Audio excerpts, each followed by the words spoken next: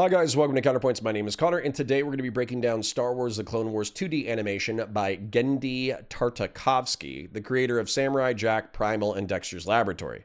It's perhaps my favorite Star Wars media, and is genuinely a good chunk of violence, lore, and fun. Today we're going to be taking a look at the space battle of Mutalist and Anakin Skywalker's duel with a Sith acolyte, Asajj Ventress.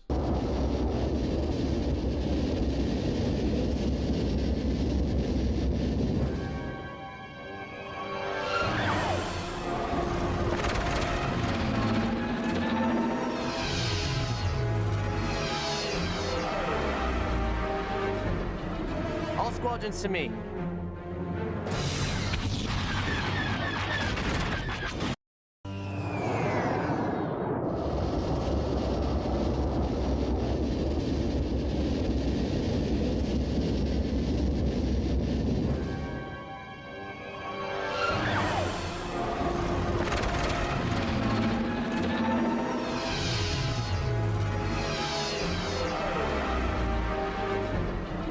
All squadrons to me.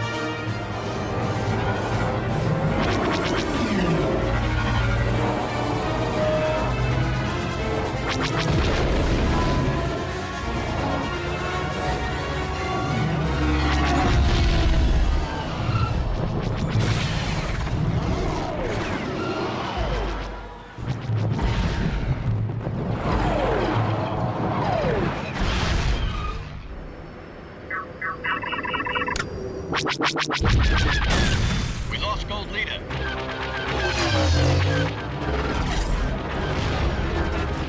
Commander, enemy reinforcements coming in .35. Clear out, Gold 2. I'm coming in. R4, switch all power to forward shields.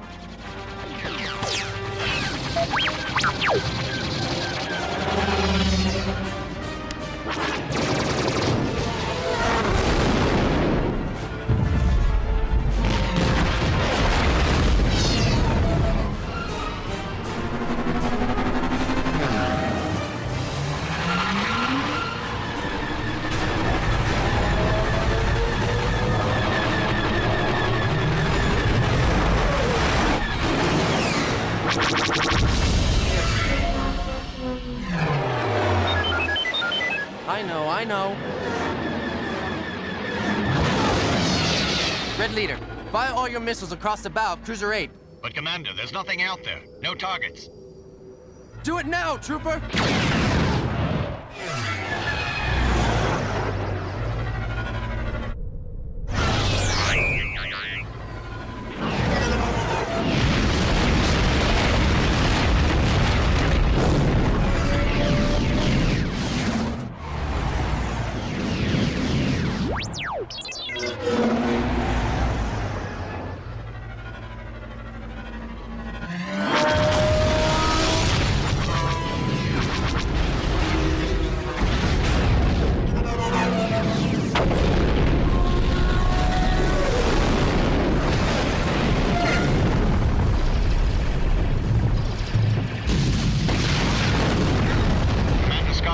Almost all the gun platforms are destroyed, and only... Wait, what's that? Commander, we just lost Blue Squadron. A rogue fighter has... I see him. Mop up the fighters as planned. This one's mine.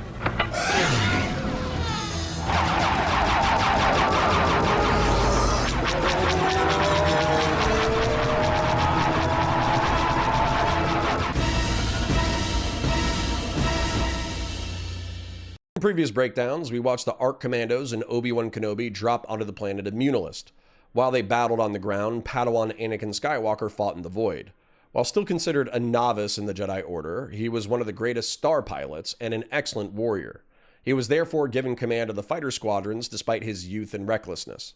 Anakin and his squadrons deploy from an Acclamator-class assault transport.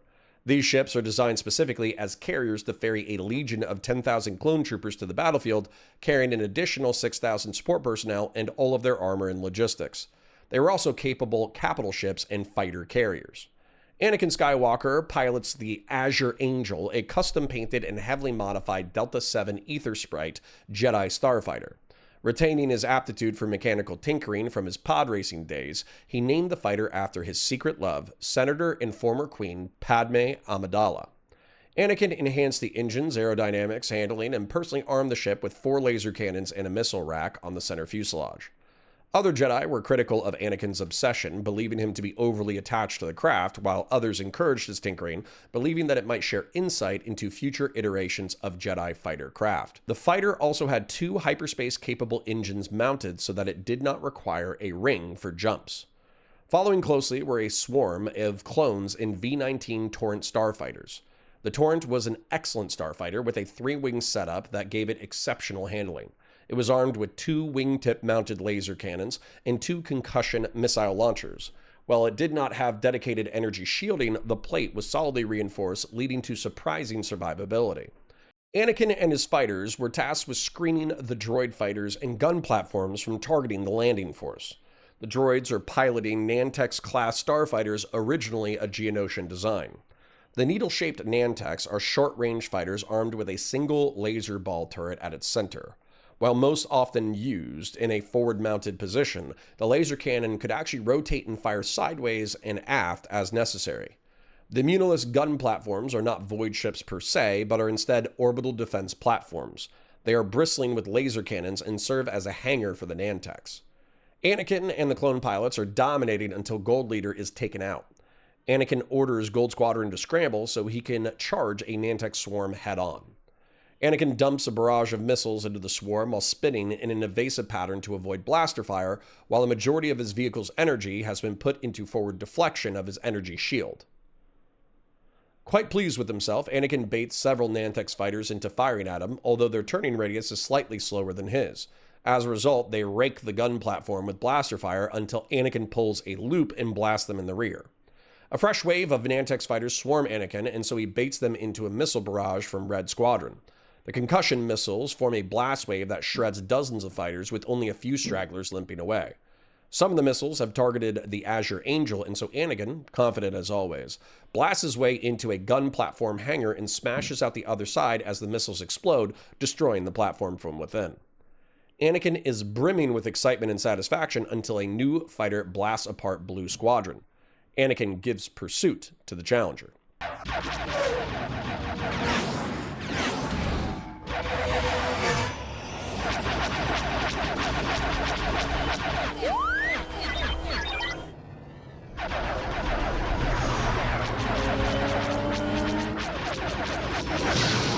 Got you.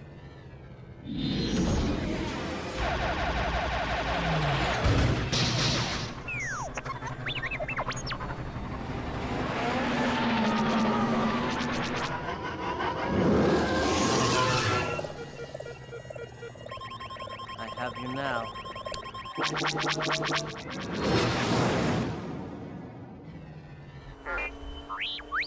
Increase power to the thrusters, R4.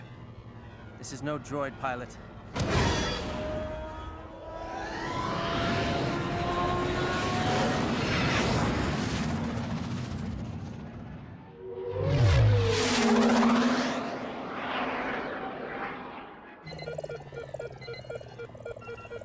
Come on.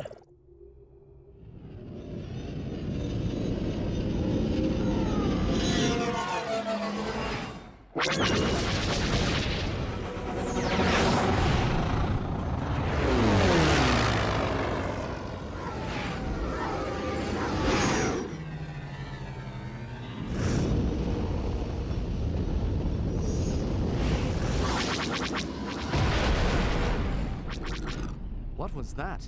I don't know, General. That's not one of ours. No, General. That was Anakin. Yes, General.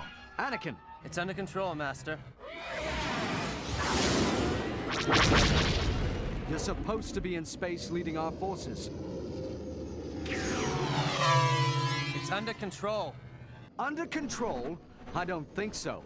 Your place is with your squadrons, young one, not chasing one ship through the city streets.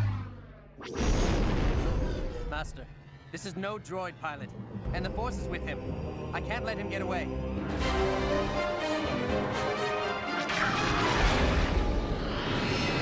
Anakin, I'm also sensing something strange, but you must let that ship go. It's baiting you. Jumping into hyperspace? You have his coordinates? Then plug them in. He's not losing us. Anakin, Master, the battle up here is more than one. I can handle this. do not follow that ship. Anakin, do you hear me? Do not follow that ship. That is an order. Anakin! Sorry, sir. Your signal is breaking up. Padawan, if you...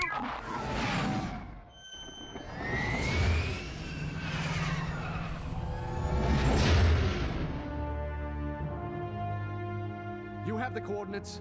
Yes, General. Take a squad and follow him.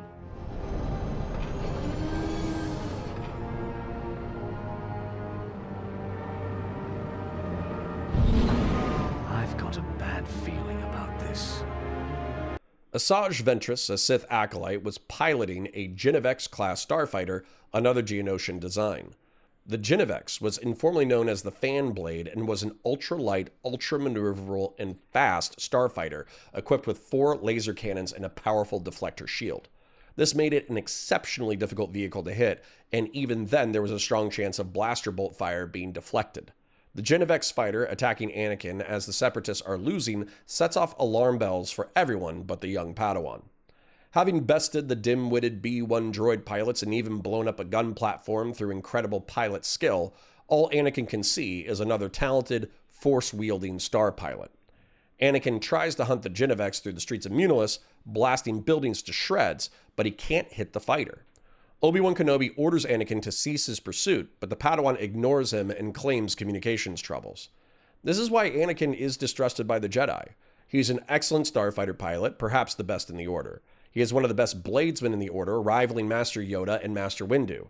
He is powerful in the Force, able to channel powers as only a messianic figure could. Anakin can and does turn the tides of battles for the Jedi, often seizing victory from the jaws of defeat. And yet this potential is marred by flaws. Anakin is selfish, reckless, cocky, impulsive, filled with fear and anger, and all of that makes him dangerous. The Genevex starfighter jumps away and Anakin follows. Obi-Wan dispatches a squad to back him up, hoping his Padawan doesn't get himself killed.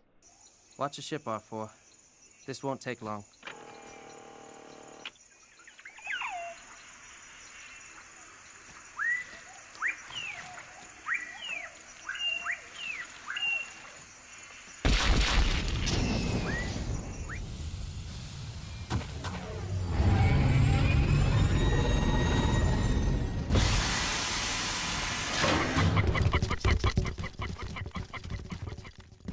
Secure the area. Sergeant! Commander Skywalker. Obi-Wan, Yes, sir. gave you orders to follow me. Yes, sir. Fine. Have some men protect the ships. The rest encircle the clearing. Prepare to sweep the jungle.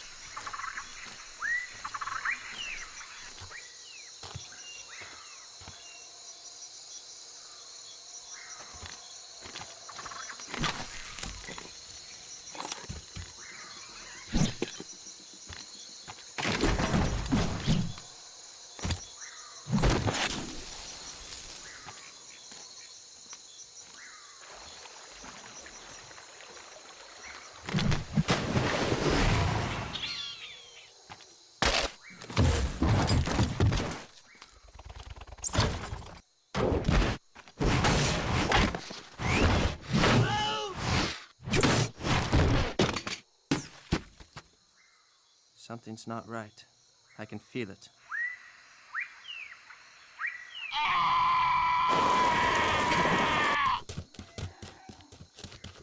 Trooper?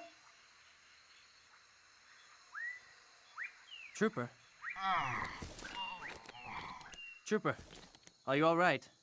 What happened? R4!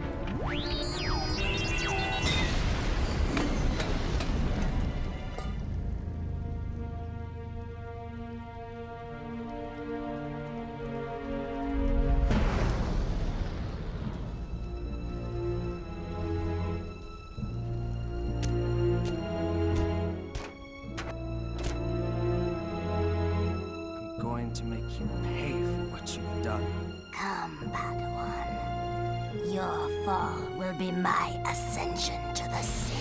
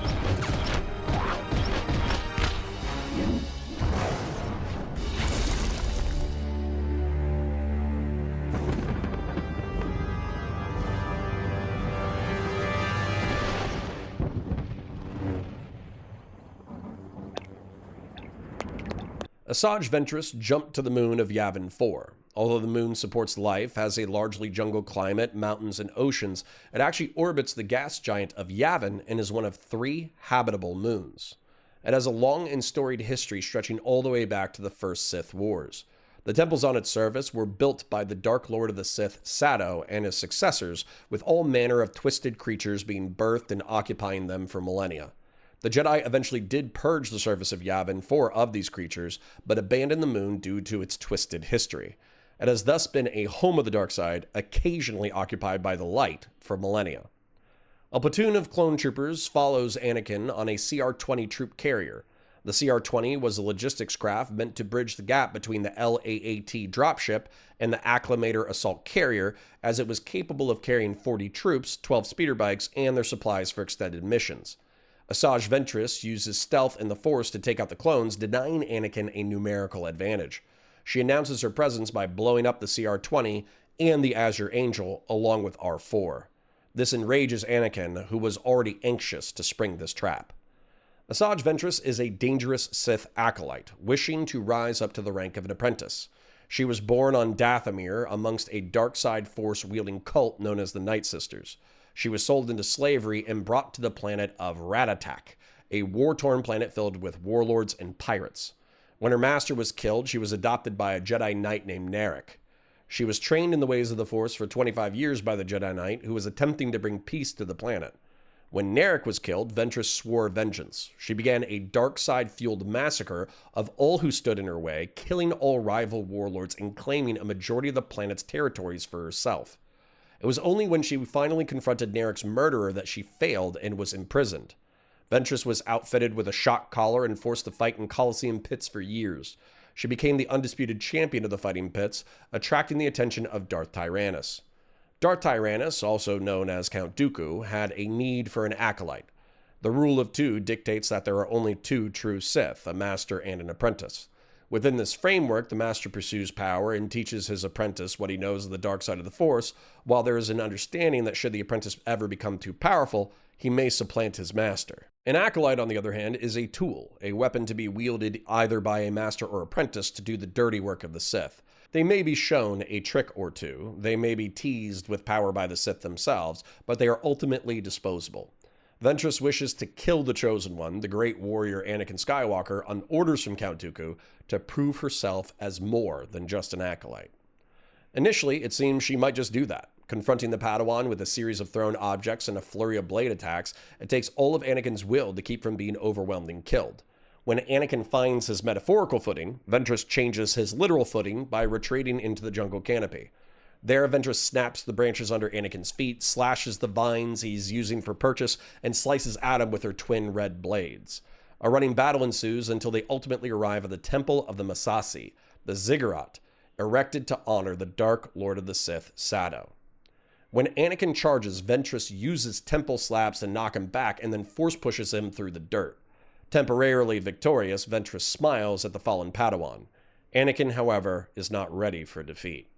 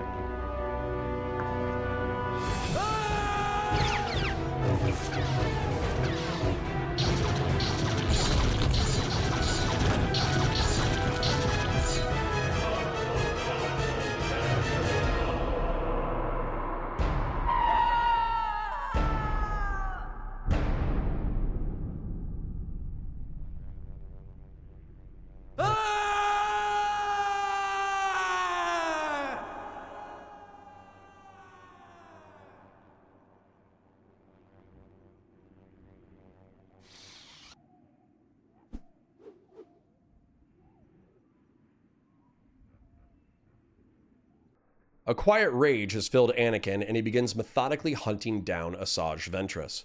He starts by leaping out of the temple, pushing her back with blade strikes, and then turns that into a spinning kick into a force push that throws the Sith acolyte deeper into the temple. Once inside, Ventress tries to ambush again, but Anakin is dominating. He throws a temple column back on her face and simply runs through a force push through sheer force of will. He in turn blasts her with his own force push that throws her through a temple wall. Ventress's confidence is gone, and she's running backwards under a constant flurry of strikes. Disarming the Padawan isn't even enough to stop Anakin.